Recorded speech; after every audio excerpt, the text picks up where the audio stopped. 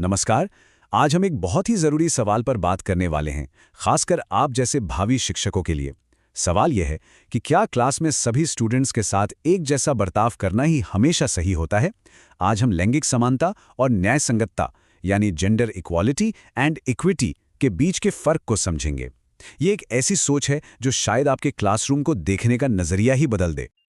अच्छा, तो इस पूरे टॉपिक को अच्छी तरह से समझने के लिए हमने इसे 4 हिस्सों में बांटा है। सबसे पहले हम जानेंगे कि इक्वालिटी और इक्विटी का असल मतलब क्या है। फिर इन दोनों को आमने सामने रखकर इनके अंतर को समझेंगे। इसके बाद हम देखेंगे कि क्लासरूम में इक्विटी को कैसे लाया जा सकता है और आखिर में हम ये समझेंगे कि ये सब एक बेहतर समाज बनाने के लिए इतना ज़रूरी क्यों है। तो चलिए सबसे पहले इन दोनों कॉन्सेप्ट्स की बेसिक अंडरस्टैंडिंग से शुरू करते हैं। तो जब हम जेंडर इक्वालिटी यानी लैंगिक समानता की बात करते हैं तो इसका सीधा सा मतलब है कि किसी भी इंसान के साथ उसके लिंग के आधार पर कोई भेदभाव ना हो। मतलब सबको एक जैसे मौके, एक जैसे संसाधन और एक जैसे अधिकार मिले।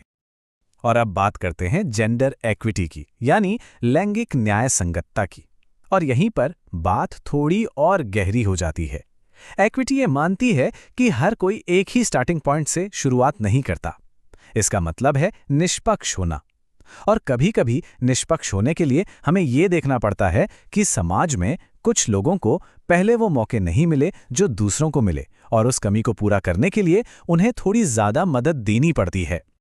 ठीक है, तो अब जब हम इक्वालिटी और इक्विटी दोनों का मतलब समझ गए हैं, तो चलिए इन्हें साइड बाय साइड रखकर इनके फर्क को और भी साफ तरीके से समझते हैं। देखिए, इस कंपैरिजन से सारी बात क्लियर हो जाती है। आप इसे ऐसे समझिए, इक्वालिटी का मतलब है सबको एक ही साइज का जूता देना। अब ये किसी को फिट आएगा, किसी को नहीं। लेकिन इक्विटी का मतलब है हर किसी को उसके पैर के नाप का जूता देना ताकि सब आराम से चल सकें। तो समानता सबको एक जैसे संसाधन देती है, जबकि न्याय संगतता हर किसी को उसकी ज़रूरत के हिसाब से संसाधन देती है ताकि आखिर में नतीजा सबके लिए बराबर और निष्पक्ष हो। और यहीं पर सबसे ज़रूरी बात सामने आती है जिसे हमें हमेशा याद रखना है। Equity is the path to equality. मतलब न्याय संगतता ही हमें सच्ची समानता तक ले जाने का रास्ता है। ये हमारी मंजिल नहीं है, बल्कि मंजिल तक पहुंचने का एक जरिया है। तो अब सवाल ये उठता है कि इन सारी बातों का क्लासरूम में क्या मतलब है?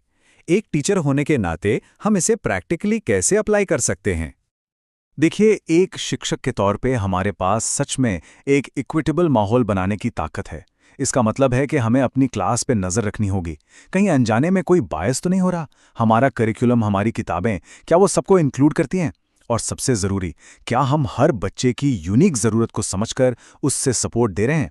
जैसे अगर आप देखें कि लड़कियां साइंस प्रोजेक्ट्स में कम हिस्सा ले रही हैं, तो आप उन्हें ख़ास तौर पे इनकरेज कर सकते हैं।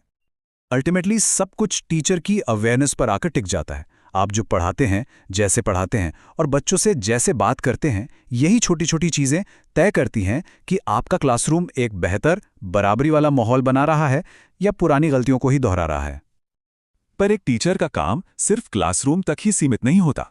चलिए अब जरा बड़ा सोचते हैं और देखते हैं कि इस काम का पूरे समाज पर क्या असर पड़ता है। Doctor B.R. अम्बेडकर का ये विचार हमें एक बहुत गहरी बात याद दिलाता है। किसी भी समाज की तरक्की इस बात से नापी जाती है कि वहाँ की महिलाओं ने कितनी तरक्की की है। जब हम समाज के हर सदस्य को, खासकर उन्हें जिन्हें पीछे छोड़ दिया गया था, आगे बढ़ने का मौका देते हैं, तभी हम एक मजबूत समाज बना पाते हैं। तो याद रखिए, जब आप अपनी क्लास में इक्विटी को प्रमोट करते हैं तो आप सिर्फ सब्जेक्ट्स नहीं पढ़ा रहे होते, आप असल में एक न्यायपूर्ण और बराबर के समाज की नींव रख रहे होते हैं।